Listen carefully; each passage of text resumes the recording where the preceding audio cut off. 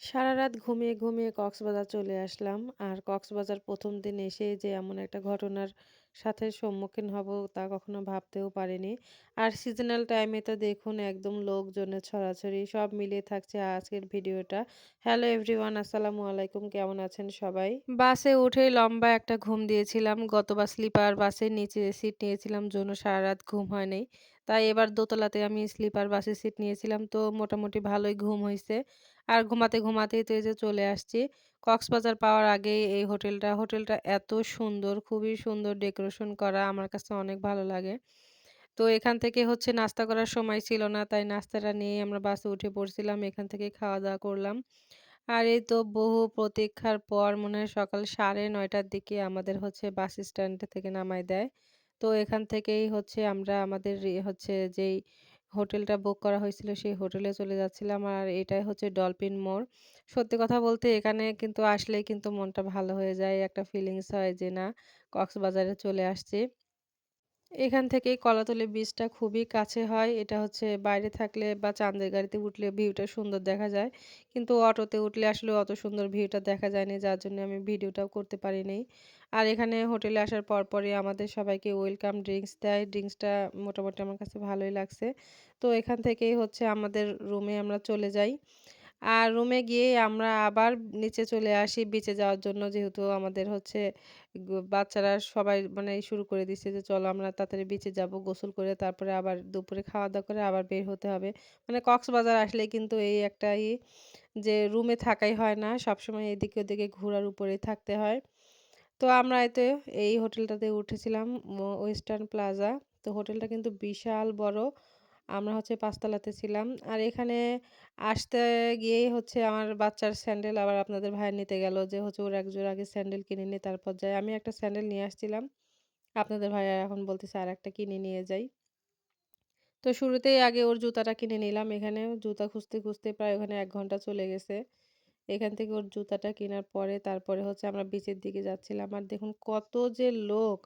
মানে এই সিজনাল টাইমে গেলে এই একটা সমস্যা হয়। দেখা যায় যে হুড়াহুড়ি পারাপারির মধ্যে থাকতে হয়। আবার বেশি লোক থাকলেও খুবই লাগে, অস্বস্তি লাগে আমার কাছে যে চারিদিকে এত লোক আসছে। আমাদের মতনই আরো ছুটি পড়ছিল এজন্য।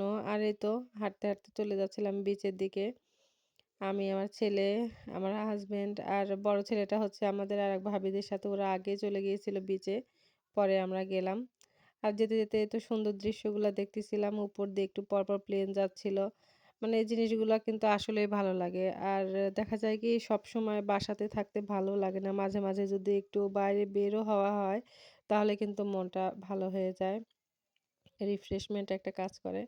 আর এই তো বাচ্চারা তো এসেই একদম পানির মধ্যে লাফায়ে চলে গেছে। আমি বারবার বলতেছিলাম আগে থেকে ভিজো না, ভিজো না। তারপরেও ওরা গিয়ে আগেই পানির মধ্যে ভিজে ফেলছে। তো এখানে আমি কি করব বসে, বসে তো ঝালমুড়ি একটা নিলাম। কক্সবাজারের ঝালমুড়িগুলা খেতে কিন্তু অনেক মজা লাগে। আর এই তো আমি এখানে বসে, বসেই দেখতেছিলাম সুন্দর দৃশ্যগুলা। শুধু আমি না এখানে আরো অনেক লোক আর বাচ্চাদের সবসময় চোখে, চোখে রাখতেছিলাম।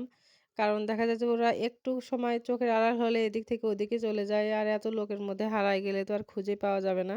এর মধ্যে হঠাৎ করে আপনাদের ভাইয়া এসে বলতেছে যে একটা বাচ্চা হারায় গেছে।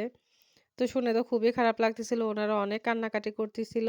ওরা একদম আমার যেই সিট নিছিলাম আমাদের সিটের সামনে বসে ওরা খেলতেছিল। আমার অন্য একটা ভিডিওতে হচ্ছে ওদের ফুটেজটা আমি পরে দেখি। তো আমরা এদিকে আগায় আসার সময় দেখি যে পরে বাচ্চাটাকে পাওয়া গেছে। তো এটা শুনে ভালোই লাগছে যে আসলে হারায় যাওয়া একটা বেড়াতে আসার মধ্যে জিনিসটা খুবই খারাপ। আর বাচ্চাটা পাওয়া গেছে জন্য আর নিজের কাছেও খুব ভালো লাগতেছিল।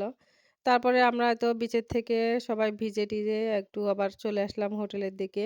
হোটেলে এসে আবার ওরা চলে গেছে সুইমিং পুলে। কারণ হচ্ছে আমাদের হোটেলে হচ্ছে সুইমিং পুল ছিল। আর বাচ্চারা বালির মধ্যে এত মানে খেলছে যে ওদের পুরা গায়ে বালি হয়ে গেছে। এজন্য আগে সুইমিং পুলে গেলাম যে ওদের একটু ধুয়াই-টুয়াই নিয়ে যাই।